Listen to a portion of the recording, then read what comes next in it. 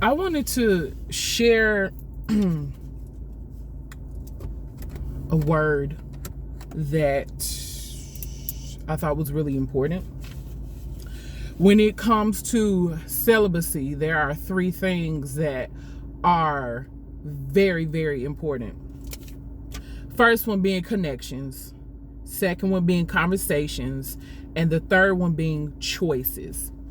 I was listening to a sermon by a pastor. His name is Pastor YPJ. That's his, I believe, his Instagram handle, or his Instagram screen name. But he was doing a sermon and it was called Size Matters. And he was talking about the scripture, Proverbs 22, verses 24 through 25. And that message said, or that scripture said, see, Proverbs 22, verses 24 through 25. It says, "Make no friends with those given to anger, and do not associate with hotheads, or you may learn their ways and entangle yourself in a snare." So he used that reference, or he used that scripture to talk about where, if this scripture is saying that when you hang with angry people, you might become like them and become angry yourself, he used that and compared it to sex.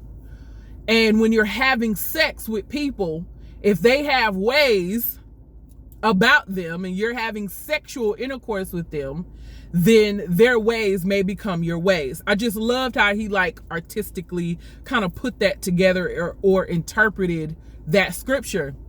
Or not interpreted, but use that scripture to kind of talk about how, pretty much how soul ties get connected and all of that.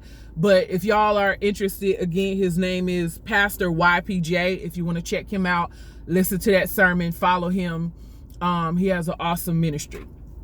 But this is what I want to get to. I wanted to share that because that scripture and the way that he used that scripture, it kind of made me start thinking about my celibacy journey and how important it is to me.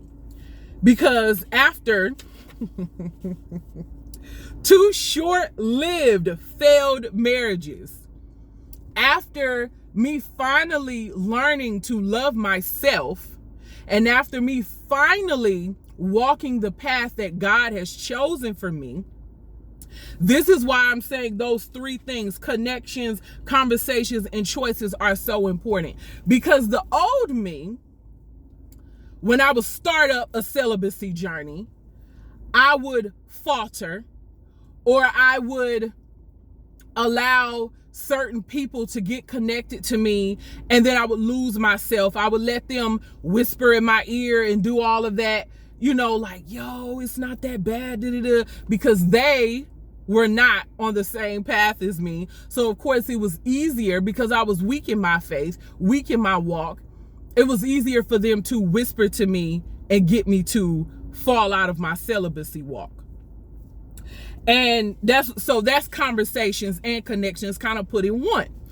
And choices, the choices of the people that I connected to, the choices of the conversations that I chose to indulge in. And now that I am stronger and firmly planted in my walk, and I'm not saying I don't have room to grow, we all do, but now that I'm in this place, I'm noticing that my choices are different. And I'm noticing that my choices are so much more important, because when you're finally placed on that path and you're choosing that path and you're saying, okay, God, I'm hearing you, I'm going to walk the way. I hope y'all can hear me because my Bluetooth been on the thing the whole time, but I'm choosing to walk with you. It's even more detrimental to make poor poor choices about your connections.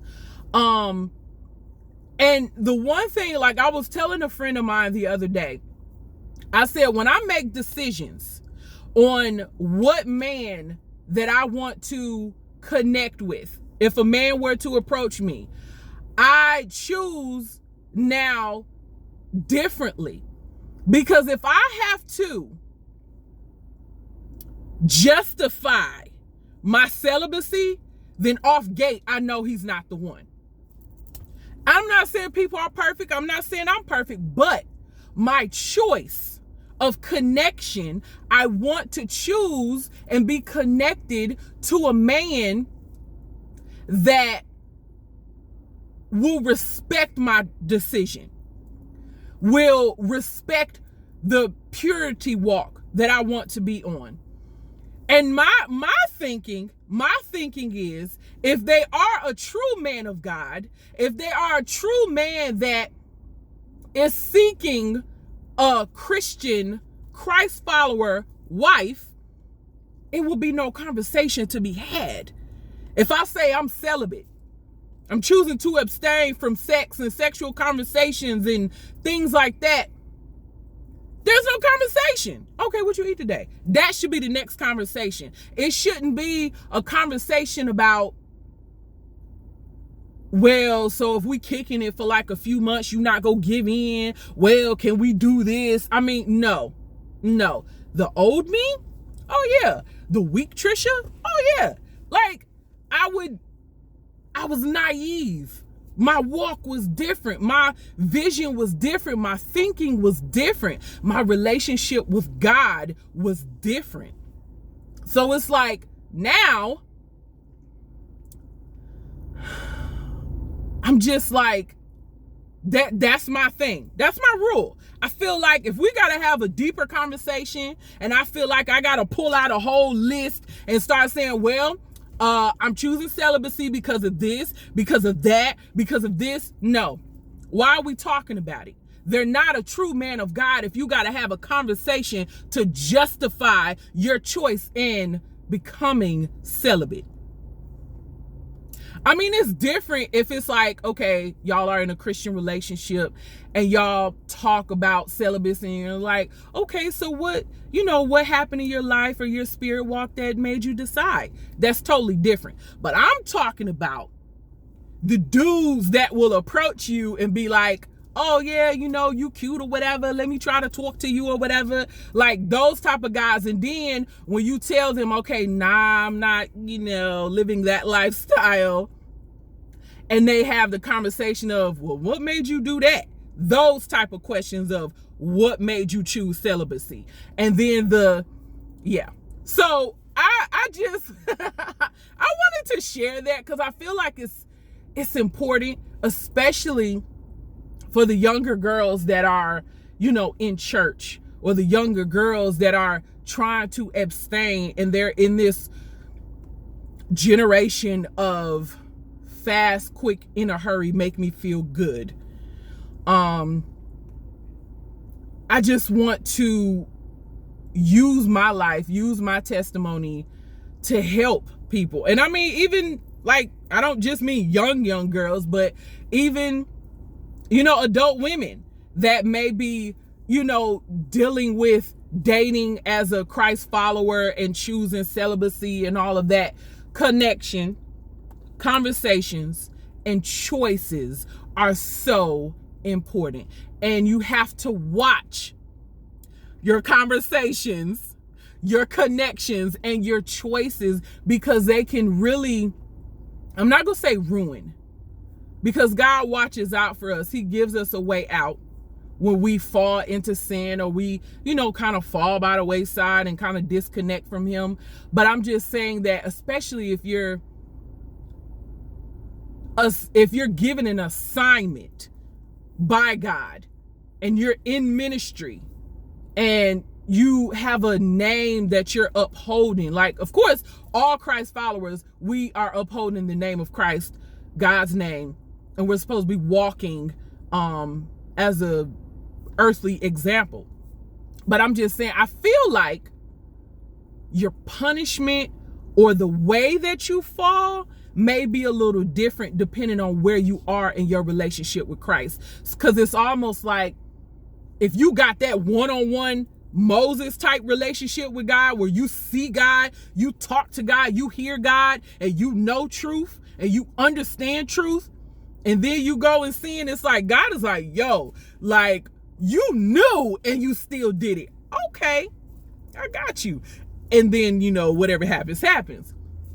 But, and of course it's different for those that are new in the faith and like, oh my God, I think that's God. Is it God? Y'all know what I'm trying to say. But yeah, I just wanted to share that. And who knows, maybe I'll come back and like watch this myself, like when I have to remember the importance of that purity walk, that, the importance of a celibacy journey. So yeah. I hope this has blessed somebody today. I mean, even just like thinking about it today has blessed me, because I'm so proud of myself. I am truly proud of myself because I am making better decisions. And truly, I'd rather be by myself than to settle and compromise my connection to God, my walk with Him, my everything that He's doing for me, But yeah, so y'all be blessed. Thanks for watching.